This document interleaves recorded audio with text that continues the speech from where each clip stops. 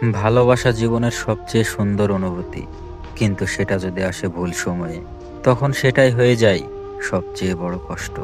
আমার গল্পটাও তেমনই। আমি তাকে ভালোবেসেছিলাম প্রাণ দিয়ে, কিন্তু ভাগ্য সবসময় আমার বিরুদ্ধে ছিল।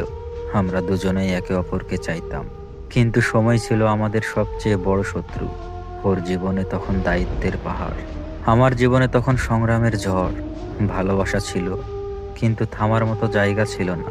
প্রতিদিন কথা হতো, প্রতিদিন নতুন স্বপ্ন করতাম, কিন্তু সেই স্বপ্নগুলো ভেঙে যেত বাস্তবের দেওয়ালে। ও বলতো, তুমি যদি আগে আসতে। আমি শুধু চুপ করে তাকিয়ে থাকতাম, কারণ সত্যিই আমরা যদি একটু আগে একে অপরকে পেতাম, তাহলে গল্পটা অন্যরকম হতো। তখন হয়তো কষ্টের নয়, সুখের স্মৃতি লিখতাম। কিন্তু না, সময় আমাদের মাফ করেনি। সময় আমাদের নিয়ে খেলেছে। একদিনও বলল, আমার বিয়ের কথা ঠিক হয়েছে, আমি কিছুই করতে পারবো না।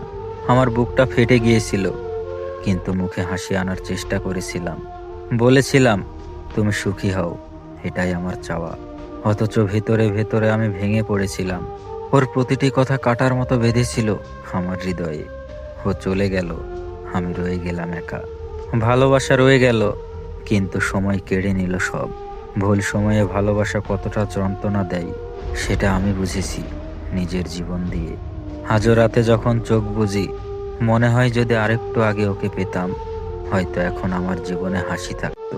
ওর হাত ধরে চলার স্বপ্ন পূর্ণ হতো, কিন্তু ভাগ্য আমাদের দূরে সরিয়ে দিল। আমরা চাইলেও এক হতে পারিনি। ভালোবাসা হেরে গেল সময়ের কাছে। ভুল সময়ে আসা ভালোবাসা মানুষকে সারা জীবন কাঁদিয়ে রাখে।